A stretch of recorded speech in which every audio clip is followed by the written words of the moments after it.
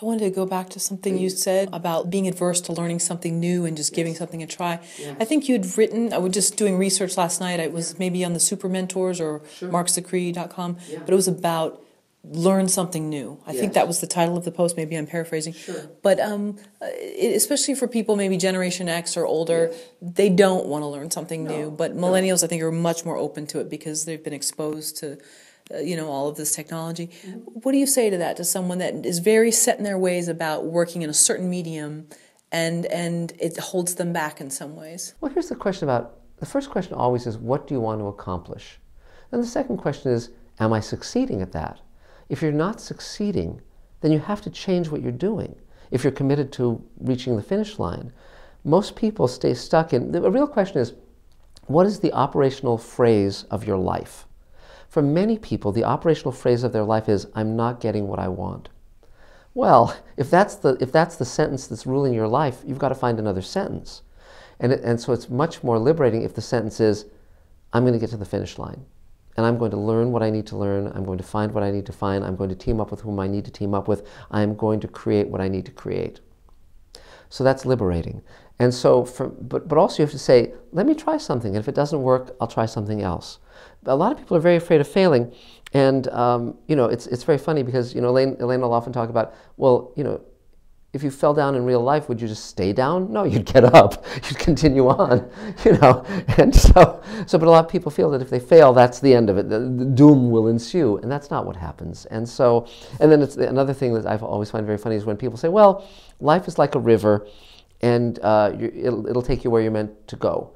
And I always say to them, if you fell into a real river, would you have that opinion? And it's like, no, you'd swim like hell to get to the shore. Life is not like a river. Life is basically deciding what you want to accomplish. Life is not, it's very rarely that you're handed something on a plate where it's like, here, this will be easy. Almost everything we try to do is hard. It's difficult. But the more we're willing to say, well, I'm going to get where I'm going, that's what happens. But it's more than what you want to accomplish. I think that there's a very poisonous thing that we get taught from the time that we're very small, which is that it's enough to not be happy. We don't think that if you're not happy that it's enough. That happiness is something that we deserve, that we all deserve. And to say that, well, I'm leading an okay life, I don't think that's okay. He doesn't think that's okay.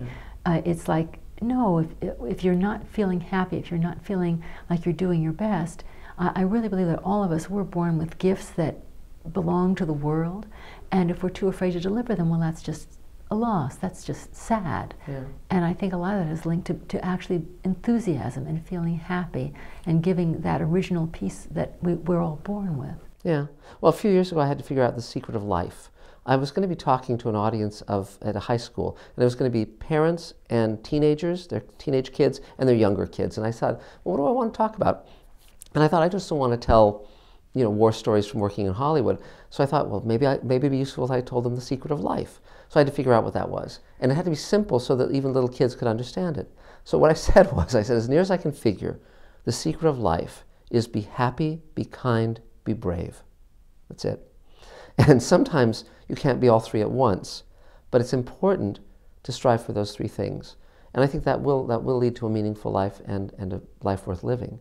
And also the other thing is that it's very easy to have an initial enthusiasm for a creative project, but it's very hard when things start to become difficult, when you have to be there for the long haul. And it's also particularly difficult because you don't know if you're going to succeed. So often you're in the darkness, and that's where you need to surround yourself with other people who have faith when you falter.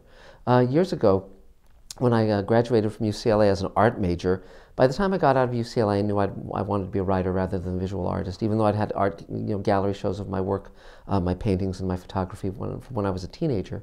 I knew I wanted to be a writer. I wanted to be a writer, producer in TV, and there were no classes in how to do that. So I decided I would write a book about the Twilight Zone TV show to learn how to do that job. So I started writing the Twilight Zone Companion, and we started submitting it as a project to publishers. And for a 2-year period, it was rejected. It was rejected by 25 publishers. And had it just been me, I would have given up. But Elaine said, keep going, keep going. And we figured out why it wasn't selling. We fired the agent we had, who had been Rod Serling's literary agent, and we got another agent. She submitted it back to one of the publishers who had rejected it, to a different editor, and the book sold. And the book was an instant bestseller when it came out. It sold over 500,000 copies. It's still in print all these years later. But if I hadn't had Elaine in my life, who believed in me even when I faltered, the book, I wouldn't have finished the book. Someone else would have come out with a book on the Twilight Zone, and I would have just spent the rest of my life in bars being bitter. You know, so again, which would have been odd because he doesn't drink. Yeah, it would have been, yeah, really, I would have just been eating those peanuts and drinking like diet soda or something. It would have been a really wasted life. But again, it's very important to surround yourself with people who love you and people who believe in you. And it's a two-way street. So Elaine will falter and have dark days, and I'll say, no, let's keep on this path. So it's a two-way street, and that's really important.